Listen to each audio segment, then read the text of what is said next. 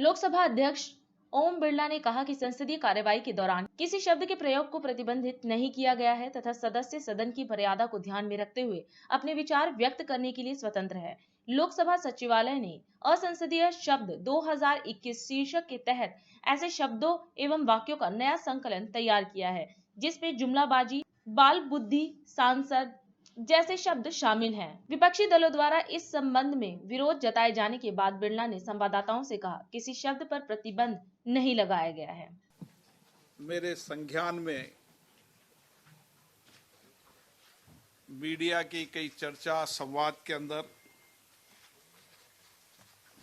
ये विषय ध्यान में आया कि लोकसभा सचिवालय ने कुछ असंसदीय शब्दों को जो देश के लोकतंत्र के लिए,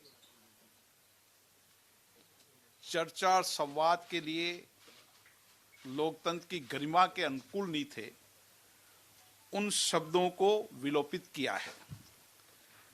उसमें कुछ राज्यों की विधानसभाओं और देश की अन्य लोकसभाओं या वहाँ के अपर हाउस, उनका संदर्भ भी उसमें दिया गया है। मैं आपके माध्यम से उन माननीय सदस्यों को, देश को जानकारी देना चाहता हूं कि ये लोकसभा की एक प्रक्रिया है, जो प्रक्रिया 1959 से चल रही है। उस प्रक्रिया में जब कभी भी संसद में चर्चा संवाद के दौरान, चाहे सत्ता पक्ष हो चाहे प्रतिपक्ष हो, कोई भी मान्य सदस्य किसी पे आरोप प्रत्यारोप या अन्य विषयों के संदर्भ में बोलते समय कुछ विषयों पर आपत्ति करते हैं, तो उस समय जो पीठासीन अधिकारी रहते हैं, चाहे राज्य की विधानसभाओं में हो चाहे लोकसभा राज्यसभा में हो, वो उस समय मानते हैं कि ये शब्द जो बोला गया है, जिस क्रम में बोला गया है, वह संसदीय नहीं है, तो उसको एक्सपंज करते हैं, विलोपित करते हैं। और ये परंपरा बहुत लंबे समय से चली आ रही है। उस परंपरा में पहले इस तरीके की असंसदीय शब्दों की एक किताब निकाली जाती थी। अब क्योंकि संसद के अंदर हमने कोशिश की कि कागज की बचत हो, इसलिए हम इंटरनेट पर डालते हैं इसको। हमारी पहले तो कोशिश रहती थी इस किताब को देश के पत्रकारों को और लोगों को भी उपलब्ध कराएं, पर कुछ लोगों तक पहुंचती थी। हमने कहा देश के अन्य लोगों को भी जानकारी मिले, इसलिए हमने इसको इंटरनेट पर डाला है। और मैं यहाँ बताना चाहता हूँ कि जो डिबेट और चर्चा में जो लोग चर्चा कर रहे हैं, वह माननीय सदस्यों को भी या अन्य जो संसद के दरवाजे जिन्होंने नहीं देखे, वो भी जो चर्चा डिबेट कर रहे हैं, जिनको संसदीय परंपराओं की जानकारी नहीं है, उनको ये जानकारी होनी चाहिए किसी शब्द को बैन नहीं किया है। उस समय के संदर्भ में जब जब भी आवश्यक हुआ तो विलोपित किया है। और कोई भी मान्य सदस्य को उस समय जब उनको उनके भाषण की प्रति दी जाती है, उस समय उनको कोई आपत्ति हो, चाहे सत्ता पक्ष हो चाहे प्रतिपक्ष हो, कि आपने मेरे उन शब्दों को विलोपित किया है, वो विलोपित करना उचित नहीं था, किस कारण से किए हैं। अगर वह सचिवालय के अंदर कोई नोटिस देते हैं तो सचिवालय उस नोटिस पर उनको जवाब देता है।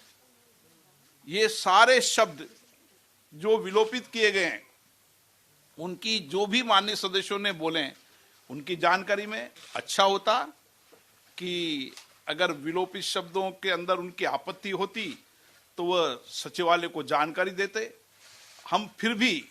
हम उचित समझते, लेकिन न्याय का अधिकार, क्योंकि नियम प्रक्रिया के अंदर पीठासीन अधिकारी का अधिकार है, हम उनकी बात सुनते। हमें उसके बाद भी लगता कि नहीं, ये असंसदीय है, तो ये अधिकार हमें है, नियम प्रक्रियाओं के अंदर हम उस अधिकार का प्रयोग करके असंसदीय मानते हैं। इसलिए मैं आपको ये स्पष्ट करना चाहता हूं कि देश में भ्रम की स्थिति नहीं होना चाहिए। किसी शब्दों को बैन नहीं किया है और किसी सरकार भी बैन नहीं करती है। मैं डिबेट और चर्चा में सुन रहा हूं कि इस सरकार ने बैन कर दिया, उस सरकार ने बैन कर दिया।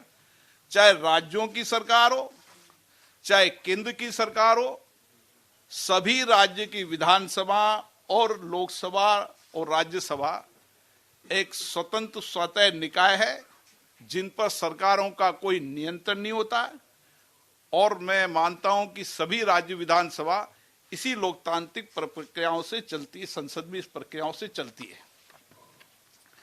जहां तक जिन शब्दों को विलोपित करने के विषय के अंदर डिबेट और चर्चा कर रहे हैं, उसकी एक लंबी प्रक्रिया है।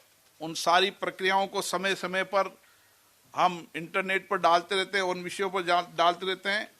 और 1954 से ये प्रक्रिया चालू है और 1986, 92, 99, 2004, 2009 में भी ऐसे संकलन निकाले गए। ये कोई आज नहीं निकाले गए हैं। 26वें वर्ष में आपके लोकप्रिय समाचार पत्र इंडिया दर्पण का प्रवेश। आप देखते रहें अपने क्षेत्र की खबरें।